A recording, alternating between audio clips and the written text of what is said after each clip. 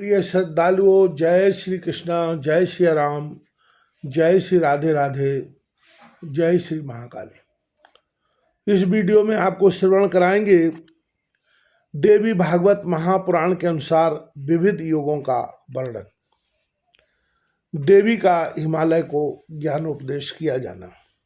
हिमालय ने कहा, भगवती महेश्वरी, अब तुम ज्ञान प्रदान करने वाले शांगोपांग योग का वर्णन करो, जिसके साधन से मैं तुम्हारे तत्व दर्शन का पूर्ण अधिकारी बन सकूं।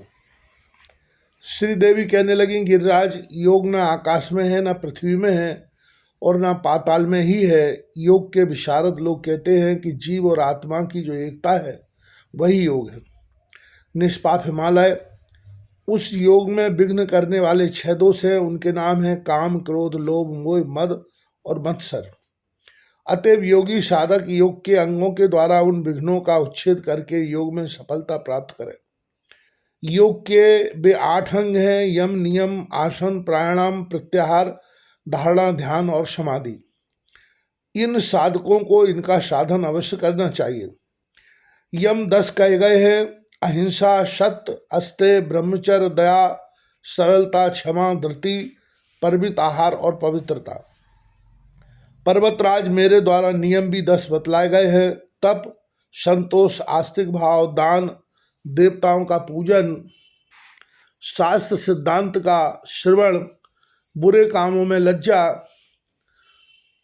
सद्बुद्धि, जप और हवन। पद्मासन, स्वस्तिकासन, भद्रासन, वज्रासन और वीरासन क्रमशः ये 5 आसन बतलाए गए हैं। दोनों पैरों के दोनों तलवों को जांघों पर रखें, हाथों को पीठ की ओर ले जाकर दाहिने हाथ से दाहिने पैर के अंगूठे को और बाएं हाथ से बाएं पैर के अंगूठे को पकड़ें। योगियों के हृदय में प्रसन्नता उत्पन्न करने वाला यह पद्मासन बतलाया गया है।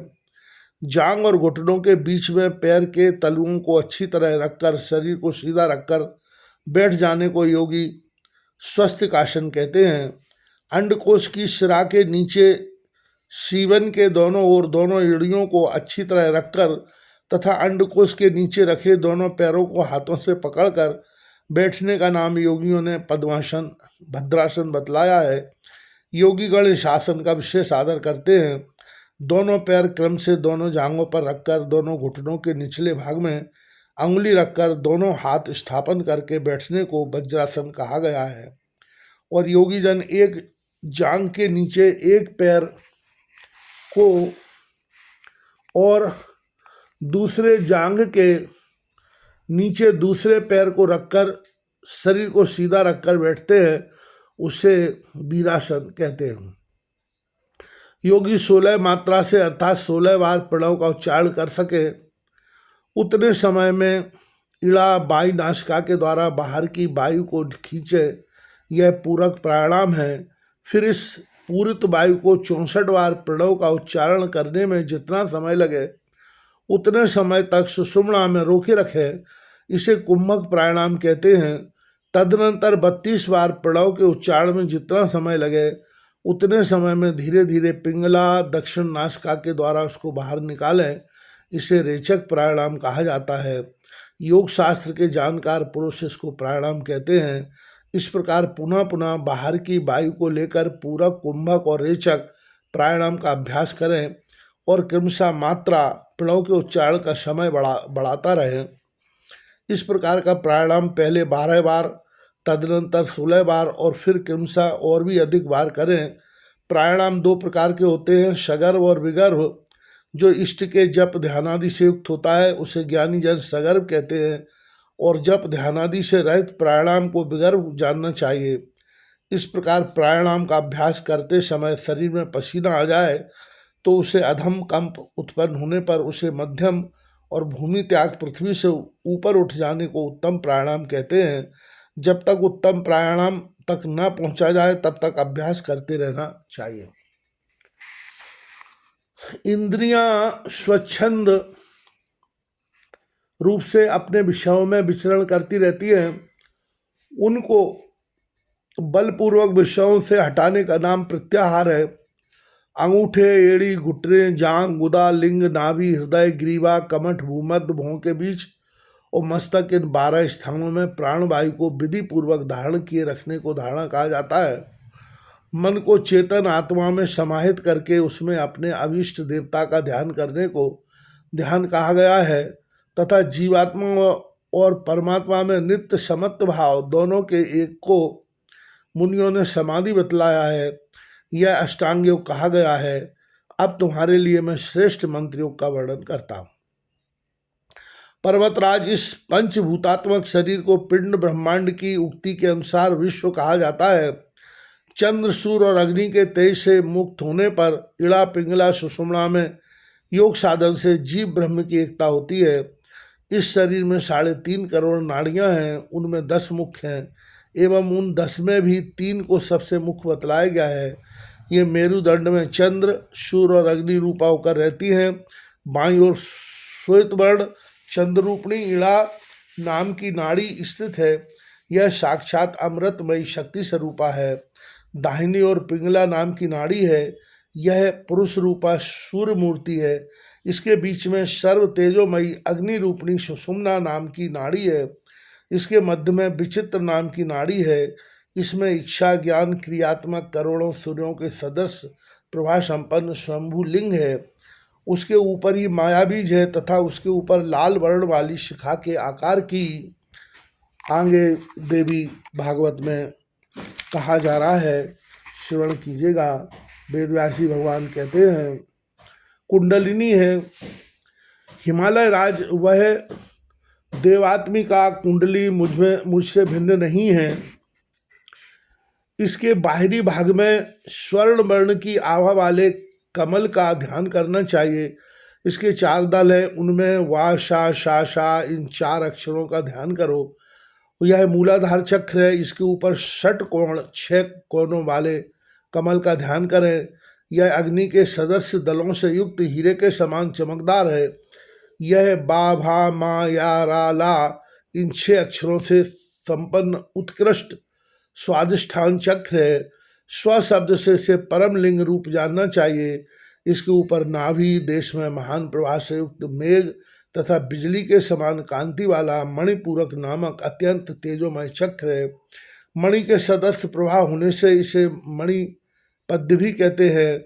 यह 10 दलों से युक्त है और डा, ढा, ड़ा, ता, था, दा, धा, ना, पा, फा इन 10 अक्षरों से समन्वित है। यह कमल विष्णु के द्वारा अधिष्ठित होने के कारण विष्णु के दर्शन का साधन है। इसके ऊपर सूर्य के समान प्रभा से संपन्न अनाहत चक्र है। यह का, खा, गा, घा, अंगा, चा, छा, जा, झा, टा, ठा इन 12 अक्षरों से युक्त है। इसके मध्य में 10,000 सूर्य के समान प्रभा वाला बाणलिंग विराजित है। किसी भी आघात के बिना इसमें शब्द होता है। इससे इस शब्द ब्रह्ममय चक्र को मुनिगण अनाहत कहते हैं। यह चक्र आनंद सदन है और इसमें परम पुरुष अधिष्ठित है। इसके ऊपर विशुद्ध नामक 16 दलों से युक्त कमल है। यह आ, बड़ा आ, ई, ऊ, ल, ए, औ, ओ, औ, आहा इन 16 स्वरों से संपन्न है। इसका महान प्रवाह से युक्त धूम्रवर्ण है। इसमें हंस स्वरूप परमात्मा के दर्शन से जीव विशुद्ध आत्मस्वरूप को प्राप्त हो जाता है। इसलिए इसको विशुद्धाख्य चक्र कहा जाता है। इस महान अद्भुत कमल को आकाश चक्र भी कहते हैं। इसके ऊपर परमात्मा का अधिष्ठान का आज्ञा चक्र है। इसमें परमात्मा की आज्ञा का संक्रमण होता है। इससे इसको आज्ञा चक्र कहा जाता है। यह हा, छा 2 अक्षरों से युक्त है और अत्यंत मनोहर है। इसके ऊपर कैलाश नामक चक्र है और इसके ऊपर रोहिणी चक्र है। सुब्रत इस प्रकार आधार चक्रों का तुम्हारे सामने वर्णन किया गया। उसके और ऊपर सहस्त्रा चक्र है। यह बिंदु मूल परमात्मा का स्थान है। इसी से इसको शून्य चक्र कहते हैं। इसमें सहस्त्र दल हैं। यह संपूर्ण सर्वश्रेष्ठ योग मार्ग कहा गया है। अब क्या करना चाहिए सो बताती हूँ। पहले पूरक प्राणायाम के द्वारा आधार में मन लगावें। तदनंतर गुदा और मेढ़ के बीच में उस वायु के द्वारा कुंडली शक्ति को समेटकर उसे जागृत करें। फिर लिंग भेदन के द्वारा स्वयंभू लिंग से आरंभ करके चक्रों के द्वारा उस कुंडली शक्ति को शून्य चक्र सहस्त्रार्थ तक ले जाए। पश्चात उस पराशक्ति का सहस्त्रार्थ में स्थित परमेश्वर शंभु के साथ एक भाव से ध्यान करें। वहाँ शिव शक्ति के सम्मिलन से लाक्षा रस के सदृश बहने वाले अमृत को लेकर योग में सिद्धि प्रदान करने वाली माया नाम की शक्ति को पान कराएं। फिर उस अमृत धारा के द्वारा षट चक्रों में स्थित देवताओं को परितृप्त करें। तदनंतर उपर्युक्त मार्ग से ही साधक उस कुंडली शक्ति को मूलाधार तक वापस लौटा लाए। इस प्रकार जो साधक प्रतिदिन अभ्यास करते हैं उनके लिए पहले से दूषित समस्त मंत्र सिद्ध हो जाते हैं।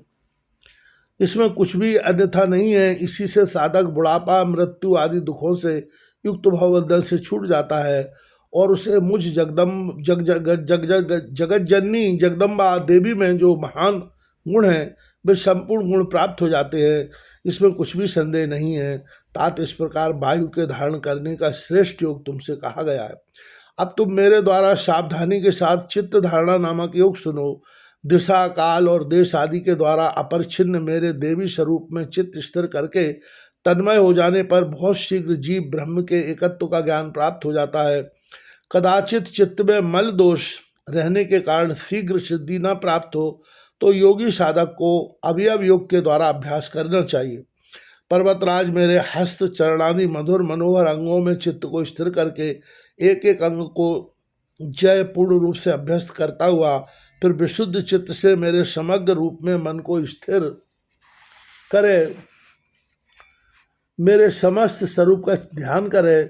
हिमालय जब तक मेरे स्वरूप में मन का लय न हो जाए तब तक इष्ट मंत्र का जप और हवन आदि करता रहे।